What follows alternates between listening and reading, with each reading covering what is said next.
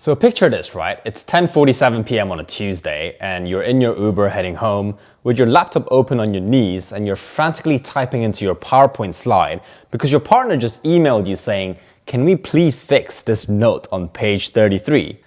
Welcome to consulting." Now, everyone thinks that they know what a consultant does, right? You travel, you work long hours, and you write up some PowerPoint slide. However, what does a consultant's day actually look like? Now, that's the question that many people won't know. As in, hour by hour, what are you actually doing as a consultant from 9 a.m. all the way to midnight? So I spent 5+ years in consulting, and in today's video, I'm breaking down the exact day-to-day of a graduate analyst or an associate. And no, it's not going to be the glamorous version that you see in recruitment brochures, but rather the actual, honest, and sometimes the chaotic reality. Hello guys, and for those of you who are new to my channel, my name is Jack and I was a former Bain consultant with over 5 years of consulting experience, and now I coach students one-on-one to help them break into consulting. And in today's video, I'm walking you through a typical day of a junior consultant at a top consulting firm, and we're going to cover the following. First, the morning hustles and how work gets delegated. Second of all, what the working mode actually means. Third is the partner sessions where your work actually gets assessed. And lastly, the small moments that actually make consulting fun, such as the team snacks or the team fun times. So this will be an unfiltered day-to-day video, and by the end, you will exactly know what you're walking into. But before we dive in, if you do find this video valuable, please do hit that like and subscribe button, as it'll mean so much for my channel. Now, with that being said, let's start from the beginning, which is the 9 a.m. huddle. So your day starts with a 9 a.m. huddle. It often lasts 30 minutes. Now, this is essentially your start to the day huddle where all the team members gathers around. So from analysts, interns even, associates, managers, and also senior managers and project leaders, right? Sometimes partners join too, but it's essentially the core team members of the entire project. And the lead of this meeting is usually the project lead or the engagement manager, and they'll give an overview of what's outstanding, what's the most pressing task, as well as the key priorities that they had discussed with the partners. And then they'll provide a quick overview of the most pressing tasks for each work stream. Now, let me briefly explain what work stream means for those of you who haven't been in consulting. So a typical consulting project will be broken down into different work streams. Let's say 3 different work streams, for example. Think of this almost as like a work package, right? And this could be customer work stream where you focus on gathering data and analysis of what customers think of the company.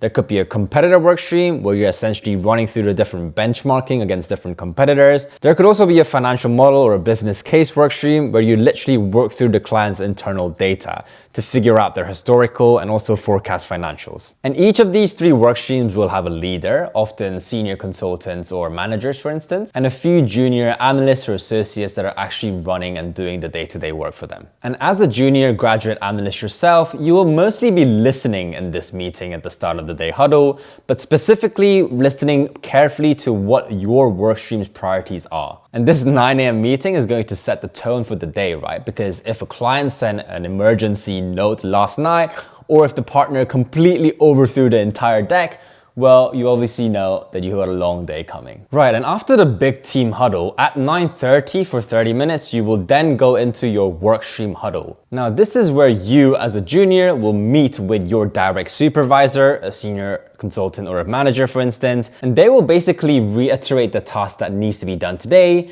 give you some expectations in terms of the delivery and timeline, and also get an opportunity for you to ask any clarifying questions you have, just like in a case study interview. So don't just nod and say, "It's all good," if nothing is clear. There are some good questions that you can ask. For example, what's the end output you need? Is it a slide? Is it an Excel or an email? What detail are you looking for? Do I go to the analysis until 3 to 6 months? Do I go all the way up to 12 months, for instance? When do you need this by? Because timeline expectations are very important. And lastly, if there are any existing templates or any slides that you could leverage essentially to make your analysis a bit more efficient. And this is critical because your supervisor might be juggling 3 different things, right? If they have multiple interns or analysts underneath them. So if you don't clarify now, it's just going to create that bottleneck for the whole workstream and the project later on. And also, you are just going to waste a lot of time going in the wrong direction. And trust me, I've been there as well, and it's not very fun.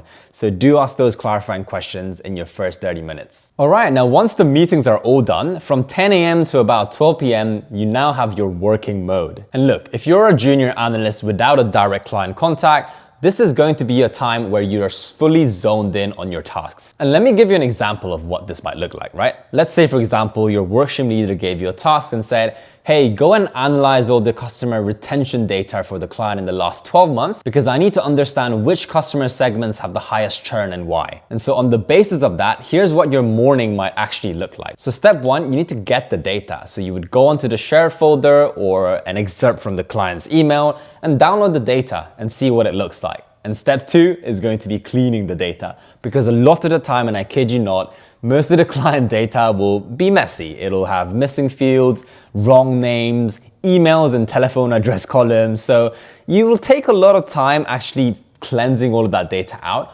Often using a tool like Alteryx, for instance, could be one thing. And essentially you're going to be removing duplicates, standardizing formats, and this might take 30 minutes or even an hour in some cases. And then step three is actually running the analysis, right? So oftentimes this is the data task, so you'll be running on an Excel, and you'll be calculating retention rates by, let's say, customer segments, by cohorts, and understanding the patterns and behaviors. And you might be using pivot tables, some index match, and some if formulas, for instance, as well, or Python if you're really fancy, but I haven't really seen any consultants use Python. And step four is creating that output, right? So whether you discuss that to be a slide or an Excel or an email with your supervisor, you'll essentially write up your analysis in that specific format they asked for. Now, last but not least, step five, and this is where a lot of the juniors do miss out, is actually sense checking your work, which is why even in a case study or a market sizing, it's important to do those sense checks, right? Because you want to make sure that your analysis is solid. You want to build in those sense checks in your Excel model, so it gives a bit of a peace of mind for the supervisor that you have indeed done the analysis correctly. And look, although this 5-step does sound pretty straightforward, in reality, it's not going to be, because you might find some weird anomalies.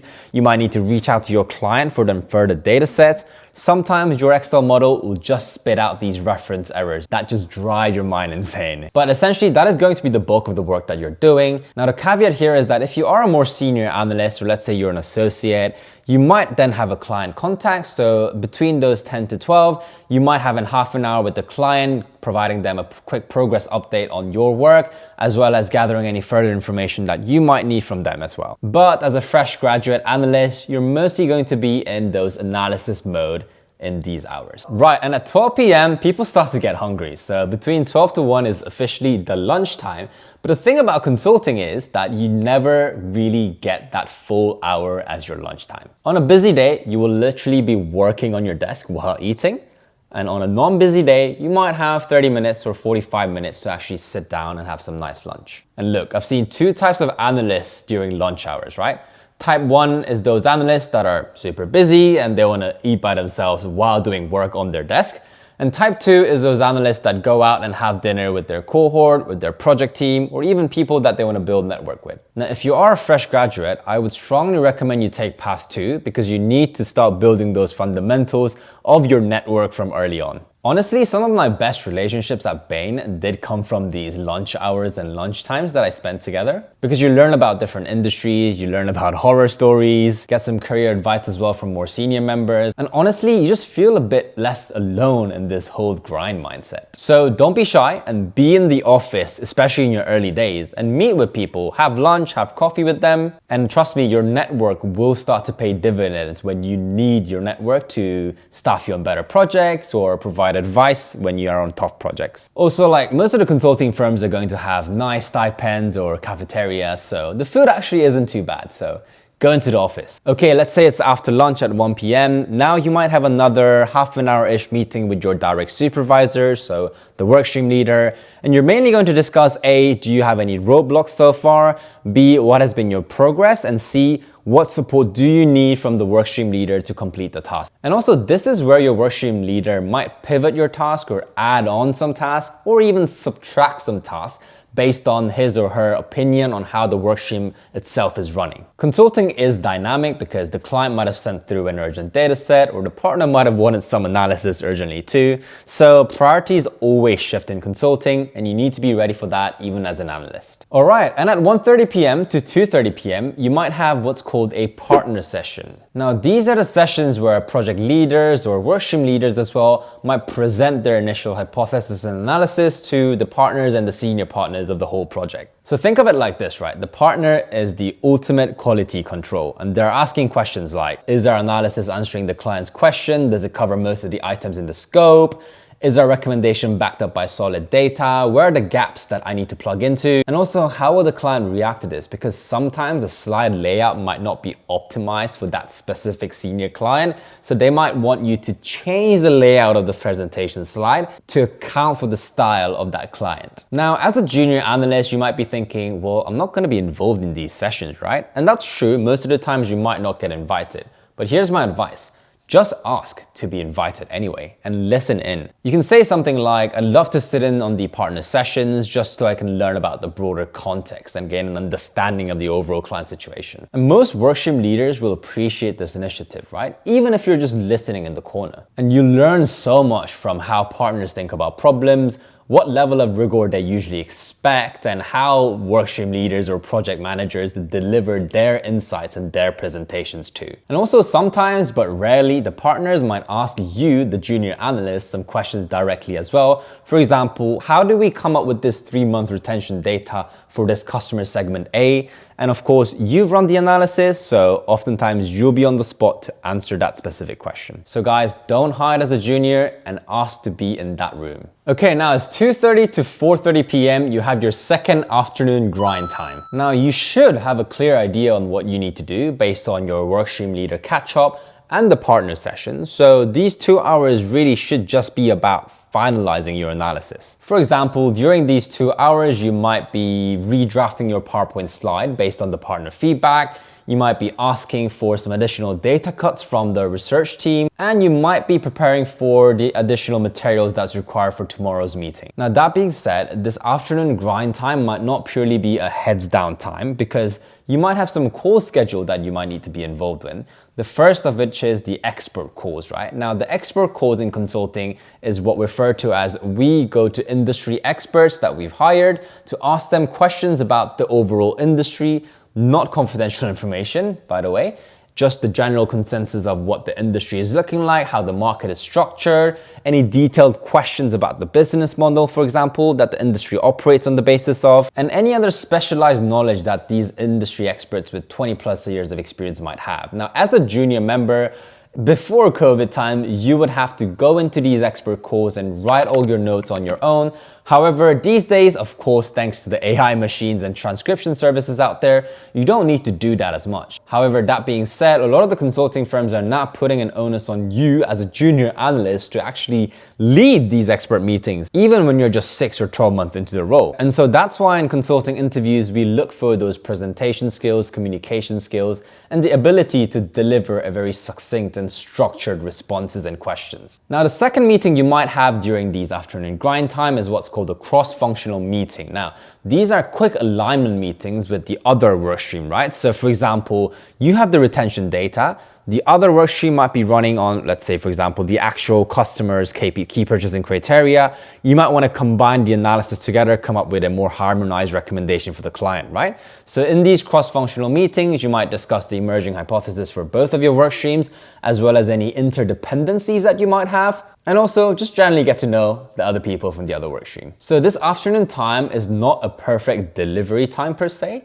but it is a time where you're actually putting in that consulting work. Okay, so now it's 4:30 and to 5 p.m., let me tell you about the most important responsibility that you might have as a junior analyst that just joined the team. And that is going to be the snack run. Now, let's say everyone in your team has said they're going to be in the office today. So today is an office day, which is rare nowadays because a lot of the firms still allow work from home.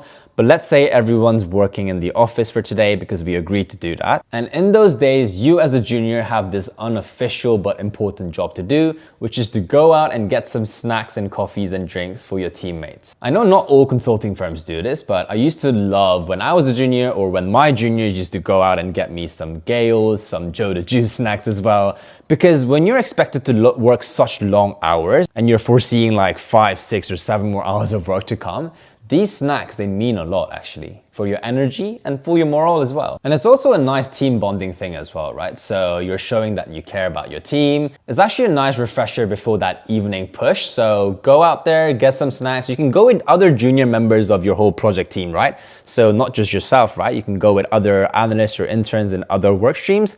Make it a fun activity. Right, and then once you bring those snacks back, let's say it's 5 p.m. and for the next 30 minutes, you're going to have what's called an evening huddle. Now, the evening huddle is essentially similar in format to the start of the day huddle, but you're essentially going to be talking about the progress for the day, any roadblocks that you had, and the key priorities for this evening's push. Each workstream leader will present their update for their specific workstream, and the overall engagement manager or project leader will aim to sort of unblock tasks or reprioritize and reshift some analysis as well, so that we can all get out at a reasonable time, well, for the day. And this meeting, this end of the day meeting, is going to define when we're actually going to finish tonight. Is it going to be 7 p.m. or actually we need additional things to do? So is it going to be 10 p.m. or are we looking beyond that as well sometimes? Now, at the end of the evening huddle, you as a junior member have another important job to do, and that is team fun. And this is to sort of keep that team morale high and keep that team spirit as well, right? And in some consulting firms, that team spirit is much more important than others. Now, this team fun doesn't have to be something grand, right? So it can be things like Time Guesser, Wordle, New York Times crossword as well, and PuzzGrid. So it can literally be virtual games that you can all play together as a team. And it does sound silly, but these 5 minutes of team fun actually does matter because, I mean, you're spending like 12, 14, or 16 hours with these teammates, right? So a bit of levity will definitely help. Now, once that's done at 5:30 to about 7:30, you have another 2 hours of evening grind, I would say. Now, usually after the evening huddle, a lot of the more mid to senior level people might head home for their children, for their pets, or whatever reason, but most of the times juniors will stay in the office. And there's 3 reasons for that, right? The first is that the face time actually does help, not just with your project team or your senior leaders, but also other junior members in your consulting firm. A lot of the times, especially in my first 6 months when I was in consulting, most of my junior members, like the same cohort members, will actually be in the office every single day. So we might not get to see them throughout the day because we're so busy working, but at the end of the day, we might be able to have dinner together. And it really matters because it fosters that relationship a bit more, and it shows that you're together in these trenches as a team. And the second reason is that it's much easier to get help when you're in person, right? Obviously, over Zoom or over Teams, you can still help each other. But if you're stuck with anything, it's much easier if your manager or someone else, like someone a bit more senior, is right next to you, and you can just bring your laptop over and say, this is the retention analysis that I ran. It's giving me these ref errors, like what am I doing wrong? Much easier for them to have a look immediately and fix it in like 2 to 3 minutes rather than scrambling through on Zoom how to fix it. And thirdly, the team energy helps, right? I mean, because when you're grinding together, it kind of motivates you and it's easier to go through that as a team rather than alone. So in these 2 hours, you might be combining data from other workstream into your model. You might be again updating your PowerPoint slide for the 98th time. And you might also be drafting an email to the client, right? For some follow-up questions and data requests that you might have for tomorrow. So essentially these 2 hours between 5:30 to 7:30 is where you're going to be heads down with your music on, ready to crack on so you can get an early night as much as possible. And then before it gets too late, you'll have your dinner break between 7:30 to 8 p.m., let's say, for instance. And this is one of the things about consulting life that I actually do miss, right? As you may know, consulting firms will provide a stipend and the amount varies by firm if you're working past a certain hour, let's say 8 p.m. for 8:30 p.m., for instance.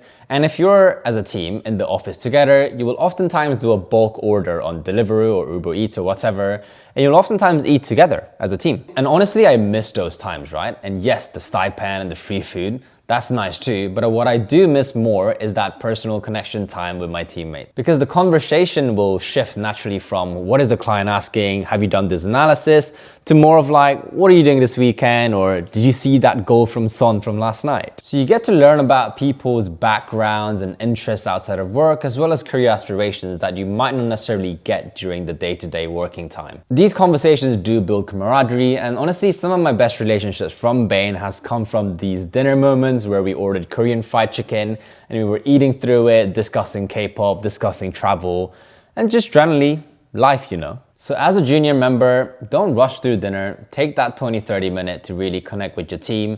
Ask them a bit more personal questions, obviously within limits, because you're going to be building the relationships that may last beyond this project. All right, and then lastly, from 8 to 10 p.m., this is your final push of the day. This is where you finalize any slides, update the latest model, and then send any final request or progress update to your workstream leader or partners or clients. Now, if you're on a more relatively chill project, you might be finishing between this 8 to 10 p.m. period.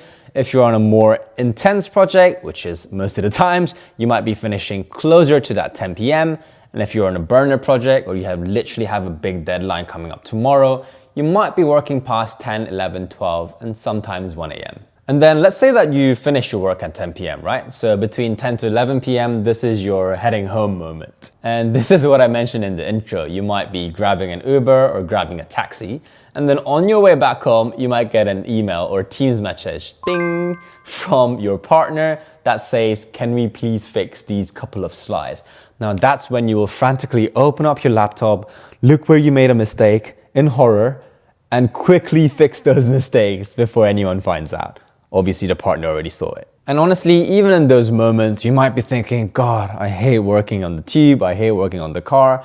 But you know what? You just kind of have to say, cool, let's do it, because that is consulting for you. And then by the time you get home, you might be hoping for a finish, but that's only half the time, because even at 11 or 11:30 p.m., you might still have a bit of work to do. I would say it's about 50-50 that you finish your work at 11 or work past 11 p.m., but it really depends on the consulting firm, the type of project you're doing, as well as your team and the client as well. So many factors go into how good your work-life balance might be in a consulting project. And if you do work past 11 p.m., I mean, most of the times you will already be home as well. So I used to just come home, be in my pajamas, sipping on my hot chocolate with my triple chocolate cookie from M&S. And you're just waiting. You're waiting for your supervisor or your manager to say, that's it for the day, feel free to log off, thank you for your work. And once you get that message, there's two options that you can do as a junior analyst, right? Option one, which is what most people do, is they would shut their laptop, go and get a shower, wash up, go to bed. Option two though, however, which is an option that I used to take a bit more, is to go to the gym or go for a run. And honestly, I think this is very important because consulting is a job where your mental and physical health can deteriorate if you don't look after yourself, right? And you're an adult, so no one's looking after yourself other than yourself. So do invest those times if you do have the time to go to the gym, go for a run, and keep yourself healthy if you want to do consulting for the longer term. And honestly, those 1 hour of gym times for the end of the day was my approach to decompressing and also analyzing and processing what I've done for the day, and also taking control of my life a bit more. Plus, guys, if you're sitting at a desk for 14 to 18 hours, you do need some time to stretch at least or work out. All right, so that is the real day in the life of a consultant when you first join as a fresh graduate or an analyst. And let me be clear about a few things, right? The first is that not every single day will look like this. And that is the reason why consultants say every day is different. Because some days are chill and you might finish at 7 and actually have an evening, and some days you might be burning an all-nighter because you have an important meeting coming up. Some days you might be doing data analysis, some days you might be churning out slides for the whole day. It really varies so much by project, by firm, as I mentioned, so I can't pinpoint and say this is exactly going to be your day. And the second thing is that the hours are real. Now, obviously in London, compared to many other cities, the work-life balance is better. I do appreciate that. That being said, in top consulting firms, you will be expected to work past 10, 11 p.m. as a junior member. So if work-life balance is your top priority, then honestly, consulting might not be the right career path for you. However, if you can handle it for 2 to 4 years, the skills and opportunities that you gain will be unmatched. And last but not least, the small moments, they actually do matter, right? So the things I talked about, team snack runs, team fun, as well as those nice dinner moments and lunch moments with your teams, your cohort and senior members of the organization. I mean, those things aren't fluff, right? They are what makes the unbearable to bearable. And that's when you actually turn colleagues into friends. And look guys, despite the long hours and everything I've said in my previous videos, I really did enjoy my time in consulting, right? And especially at Bain. You learn faster than anywhere else, you work on interesting problems. You work with brilliant people as well. I mean, I love the people at Bain. But that being said, you need to go into consulting or any other profession out there with your eyes wide open. Like, don't romanticize it and don't think that it's going to be all glamorous, right? Because the reality is it is going to be a lot of Excel analysis, PowerPoint, redoing things, and working late nights as a junior analyst. But if you can embrace that and thrive in that environment, then consulting can be a real springboard in your career. Alright guys, so that's the full breakdown of a day in the life of a consultant, from the good to the bad and to the chaos as well. So do drop a comment below on whether this is something you expected or totally different.